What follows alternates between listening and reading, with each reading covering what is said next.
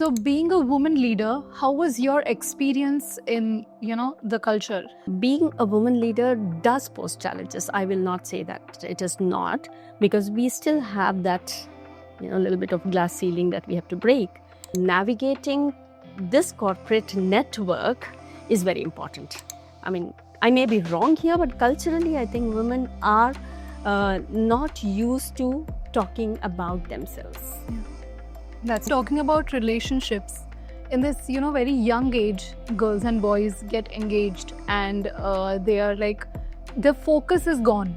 So how can you, give them advice? Lifespan, whether it's a man or woman, what happens is you have different stages where you are required to pay more attention. My humble advice to everybody is, you need to define what is happiness for you. It was hard for me to, make up my mind and go and tell my leader, my boss, that I am not taking the opportunity that you're giving me.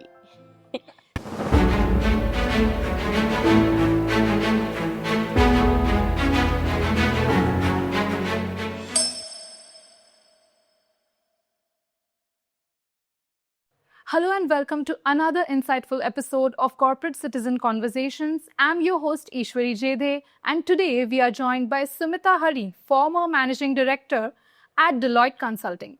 With a strong foundation in process transformation and strategy, she brings in wealth of experience in navigating complex business challenges. Join us as we dive into her professional journey and her valuable insights for the next generation of MBA graduates. Welcome, ma'am. Thank you so much. So my first question to you is, your career at Deloitte Consulting spans key leadership roles. Can you walk us through your journey as a senior manager? Sure, why not? I think it's always nice to go back into history.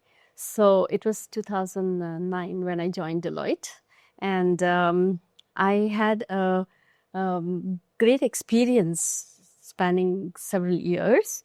And as I joined Deloitte, I was there was a vacancy in quality and risk space, and that is the background that I came from. A lot of process transformation, quality management, and risk management. So they needed a senior manager, and as a policy, they had they wanted to nurture the existing managers to senior manager roles, but for whatever reason, they hired me, and I was introduced for a longest period, saying that she's the first lateral hire senior manager in our team. So I joined Deloitte US India to head the quality and risk management practice for them here. And thereafter, as I joined, just about a couple of years later, or rather 1 year later, I was told that you should be on deck for director position. And little did I understand what does on deck mean, but it was about 9 months long process with multiple interviews, multiple presentations, and I had to meet several key leaders both in India and the US to demonstrate the value that I bring in to this company. And that's what taught me a lot. It is not about the function and its impact, but it is about me and my impact that I create to the organization. That is what differentiated others from people who got to director position there. That's wonderful. So being a woman leader, how was your experience in, the culture? That's again something that I've always thought about and I've always spoken about in various forums. And being a woman leader does pose challenges. I will not say that it is not, because we still have that, little bit of glass ceiling that we have to break. But at the same time, I think having good mentors in the organization who understand the challenges and help us navigate. See, at the end of the day, navigating this corporate network is very important. And what I learned in Deloitte also is that your network is nothing short of your net worth. And it is so true, because in today's world, I think if you have to grow up the ladder, it is not just your technical potential or functional potential, but it is you as a overall package. How well are you positioned as a leader? How good are you as a team member? How good are you as a subordinate? And what are others getting a perception about you? You know, it's not just your reporting manager or your leaders. It is also about your peers of your reporting manager. Everybody has to have a say, especially in the senior positions as women grow, or as, for that matter, even men grow. There is a contribution from different quarters of professional life, which will say, yes, they are ready for it, no, they are not ready. So therefore, it is very important for a woman also to always be focused on, of course, the delivery and the outcome that they are expected to, but also be focused on how you build your network, how you communicate what your accomplishments are, what you're capable of, what value you're bringing to people who may not be in your direct line chain of command. Correct. Who may be just your peers, who may be anybody. So I think women have to take out time to talk about themselves. Culturally, I would say, I mean, I may be wrong here, but culturally, I think women are not used to talking about themselves. Yeah, that's true. And in the corporate world today, there was, when I started my career way back, there was a time when, your manager knew what you're doing, and that's good enough. But like the balance of today, it is not. Today, everybody is so busy being in the rat race and their own self, which is not wrong again, but who will talk about you if everybody is busy talking about themselves? So you have to talk about yourself. So you need to learn the skill of, I would say 2-3 things. One is the skill art about talking yourself without sounding like you're tooting your own horn, like, I'm this, I'm that. No, you talk about the great value that you've delivered and how effectively, efficiently you have done it.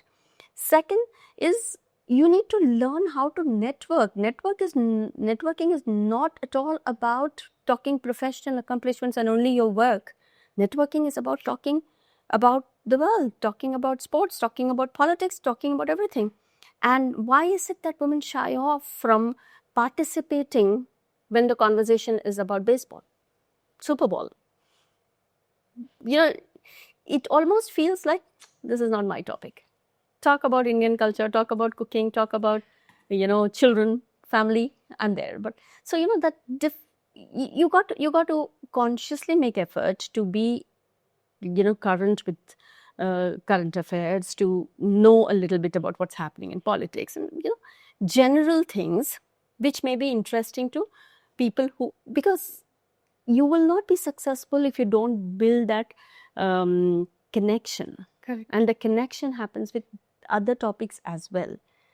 And if your connection is strong, little misses in your deliverable is taken easier. Yes. But if connection is not strong, small misses can cost you a lot. So I think women have to try to do a little all-rounder kind of knowledge acquisition. And the third thing is create time for networking. More often than not, again, not to blame them, but again, there's so many things on a woman's head. Say, I'm talking from a women's perspective, but these days men are equally sharing. I'm seeing a lot of men who are, so much participating in household activities that things are changing. But whoever it is, men or women, I think we need to identify those spaces where we can work on building relationships. Relationship can go a long way. Okay. And it is not always built on the corridors with a smoke or with a glass of beer. Correct. Okay. Relationships can be made stronger even with a healthy conversation, a like-minded topic. So talking about relationships, in this, very young age, girls and boys get engaged and they are like, the focus is gone. So how can you, give them advice, or maybe just share a piece of advice that they should focus more on what is important and they should see the bigger picture in life? That's a very good question, and I have a little contradictory view here. See, in a lifespan, whether it's a man or woman, what happens is you have different stages where you are required to pay more attention. To take your example, if you're engaged, if you're planning your wedding, right, that is a life activity for you. It's a life-changing event for you in your life. So probably that is something that needs a priority at that point of time. That does not mean that you lose focus on your professional career. That means dial down on your professional career. You say, okay, fine, this year I am not going to, I had done that 2-3 times in my career. This year I'm not going to aspire for a promotion or for a larger role. I will not take opportunities this year because I have other things. And at the end of the day, my humble advice to everybody is you need to define what is happiness for you. If happiness means balancing your personal life and your professional life, then dial down and say, okay, this is my personal life priority time. I will dial down, but I will pick up the threads once I am settled, right?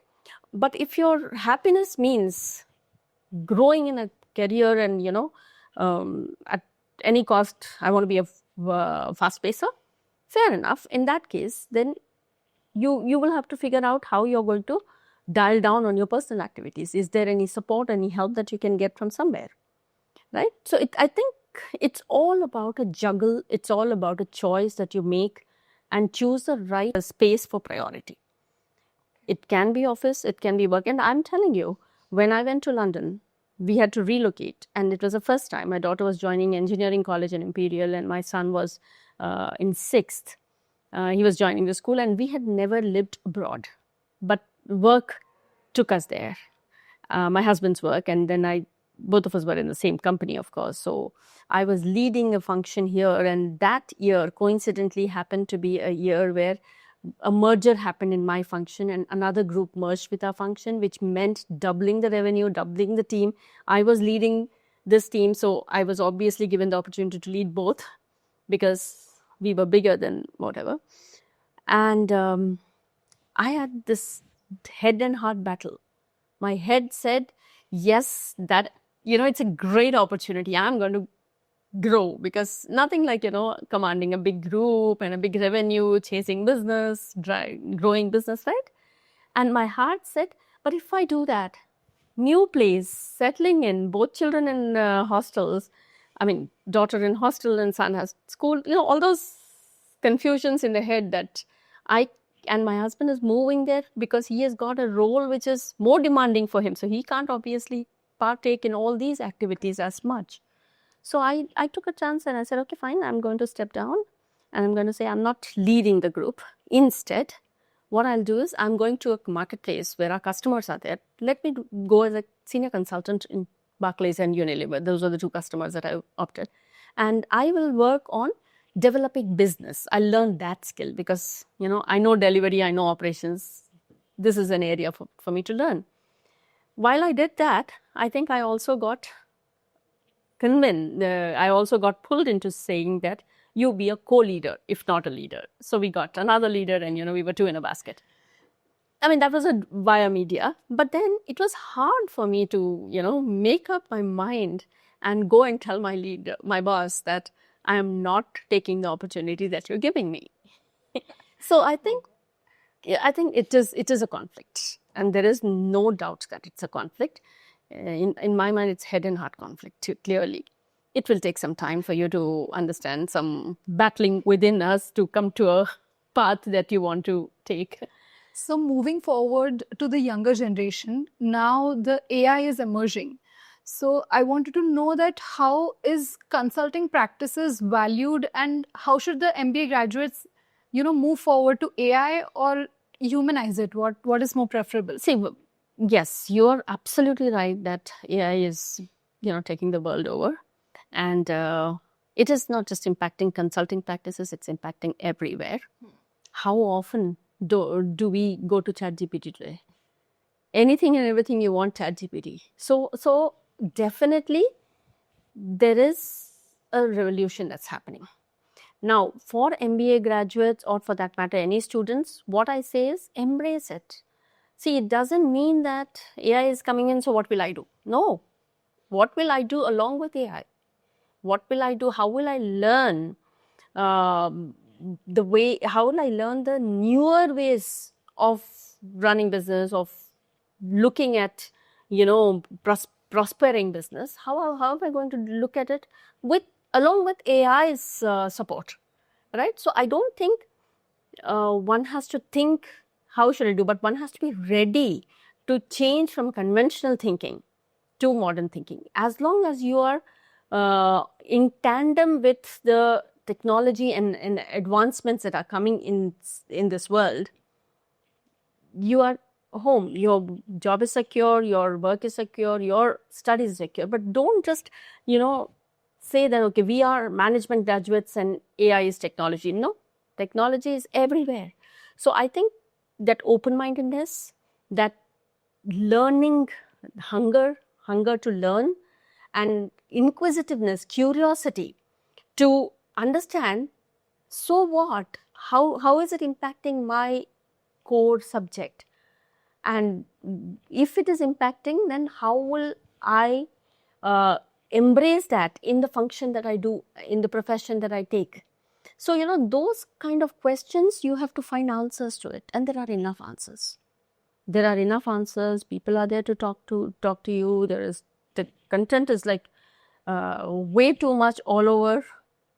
So you can definitely learn, but keep that inquisitiveness, keep that curiosity, keep that open-mindedness, and embrace new technology. Today it is AI, agent world is coming. So there is a lot of, it's going to continuously, advance.